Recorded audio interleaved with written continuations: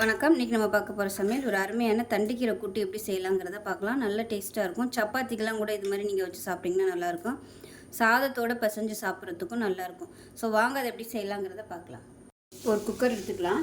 இதில் பார்த்தீங்கன்னா நல்லா ஒரு கை அளவுக்கு நல்லா பொடியாக இருக்கிற மாதிரி பாசிப்பருப்பு சேர்த்துக்கலாம். இதை வந்து கழுவிட்டு வந்துட்டு பார்க்கலாம்.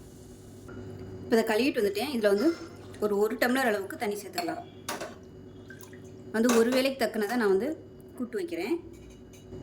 இப்போ இதில் ஒரு 3 பல் பூண்டு, மீடியம் சைஸ் தக்காளியில் வந்து பாதி கட் பண்ணி சேர்த்துக்கிறேன்.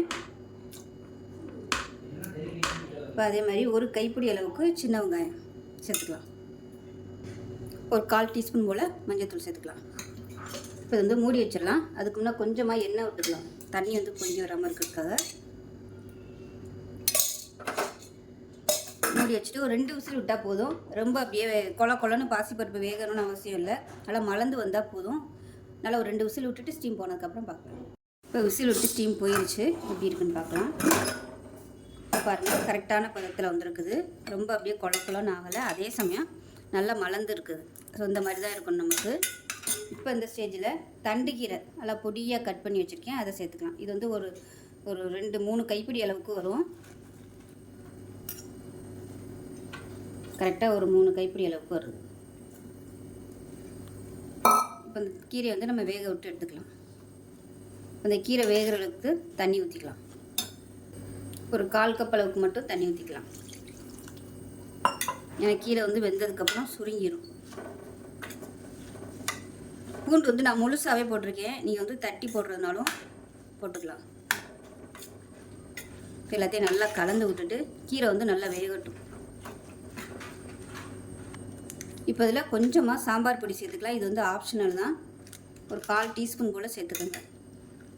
சேர்த்திங்கன்னா கொஞ்சம் டேஸ்ட்டாக இருக்கும். இல்லைன்னா கொஞ்சம் அப்படியே மைல்டாக சப்புன்னு இருக்க மாதிரி இருக்கும். விருப்பம் இருந்தால் சேர்த்துக்கோங்க.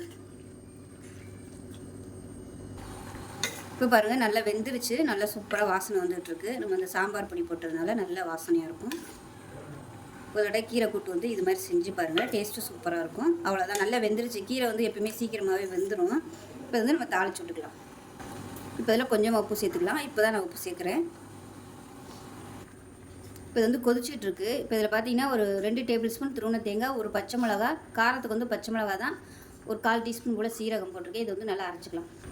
இப்போ தேங்காய் அரைச்ச பேஸ்ட்டை இதோட சேர்த்துக்கலாம். இப்போ ஒரு தடவை நல்லா கலந்து விட்டுக்கலாம். லேசாக கொதி ஆரம்பிக்கையில் அமர்த்திட்டு தாளிச்சிக்கலாம். ரொம்ப கொதிக்க விடணும்னு அவசியம் இல்லை. இப்போ நல்லா கொதி வர ஆரம்பிச்சிருச்சு. இப்போ வந்து நம்ம தாளிச்சு விட்டுக்கலாம். இப்போ வந்து தாளிக்கிற பேன் எடுத்துக்கலாம். ஒரு 3 டீஸ்பூன் அளவுக்கு எண்ணெய் விட்டுக்கலாம். எண்ணெய் சூடாயிடுச்சு. ஒரு டீஸ்பூன் போல் கடுகு, உளுந்து சேர்த்துக்கலாம். ஒரு டீஸ்பூன் போல் சீரகம் சேர்த்துக்கலாம். கருவேப்பிலை சேர்த்துக்கலாம். ஒரு 2 வரமிளகாய் சேர்த்துக்கலாம்.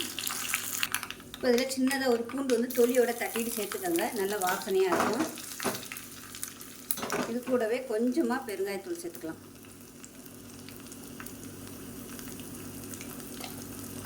அவ்வளோதான். பூண்டு வந்து நல்லா இப்படி கருகி வரணும். இப்போ தான் நல்லா வாசமாக இருக்கும்.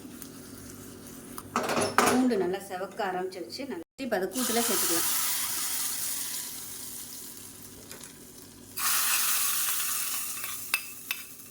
அவ்வளோதான், அருமையான தண்டுக்கீரை கூட்டு ரெடி ஆயிடுச்சு. சாதத்துக்கு வச்சு சாப்பிட்றதுனால கரெக்டான அளவில் வச்சுருக்கேன். இது வந்து ஆறுச்சுன்னா கொஞ்சம் கெட்டியாகும். உங்களுக்கு வேணும்னா இன்னும் கூட நீங்கள் கெட்டியாக வச்சுக்கலாம். அவ்வளோதான், அருமையான தண்டுக்கீரை கூட்டு ரெடி ஆயிடுச்சு. இது மாதிரி செஞ்சு பாருங்கள். செஞ்சு பார்த்துட்டு எப்படி வந்துச்சுங்கிறத சொல்லுங்கள். வீடியோ பிடிச்சிச்சுன்னா லைக் பண்ணுங்கள், கமெண்ட் பண்ணுங்கள், சேனலை சப்ஸ்கிரைப் பண்ணுங்கள், பக்கத்தில் உள்ள பெல் பட்டனையும் ப்ரெஸ் பண்ணுங்கள். நன்றி.